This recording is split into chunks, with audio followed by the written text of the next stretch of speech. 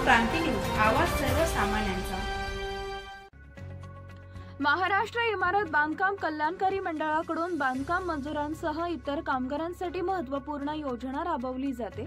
या योजनेचा लाभ घेण्यासाठी बांधकाम मजूर आणि इतर मजुरांना नोंदणी करणं अनिवार्य असतं।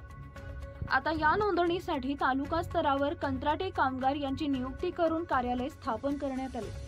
हे कार्यालय आता मजुरांसाठी डोकेदुखी ठरत असून बांधकाम कामगारांना या कार्यालयात मजुरांना आर्थिक लुटीचा सामना करावा लागत असल्याची ओरड आहे। मागील महिन्याभरापासून शासनाने तालुका स्तरावर स्थापन असलेल्या कार्यालयात बांधकाम मजुरांनी नोंदणी करणं बंधनकारक केलंय। पूर्वी बांधकाम मजूर हा आपल्या मर्जीप्रमाणे कुठेही नोंदणी नूतनीकरण करू शकत होता, मात्र आता तालुका स्तरावरील कार्यालयात नवीन नोंदणी नूतनीकरण करण्यासाठी जावं लागतंय। यामुळे बांधकाम मजूर हा आता वैतागला गेला। त्यामुळे पूर्वीप्रमाणे बांधकाम मजुरांची नोंदणी प्रक्रिया ही सुरू करण्याची मागणी बांधकाम मजुरांनी केली आहे। कंत्राटी कामगारांच्या नियुक्त्या बेकायदेशीर चौकशीची मागणी। एकाच गावातील आणि एकाच घरातील दोघांची नियुक्ती कंत्राटी कामगार म्हणून करण्यात आल्याची धक्कादायक माहिती समोर आली आहे।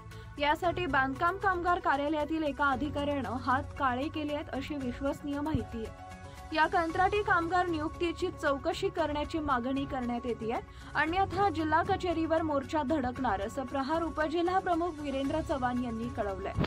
महाराष्ट्र क्रांती न्यूज साठी यवतमाळ जिल्हा प्रतिनिधी रजत चांदेकर। अशाच नवनवीन बातम्या पाहण्यासाठी आमच्या महाराष्ट्र क्रांती न्यूज या YouTube चॅनलला लाईक करा, सबस्क्राइब करा आणि बेल आयकॉनला प्रेस करा।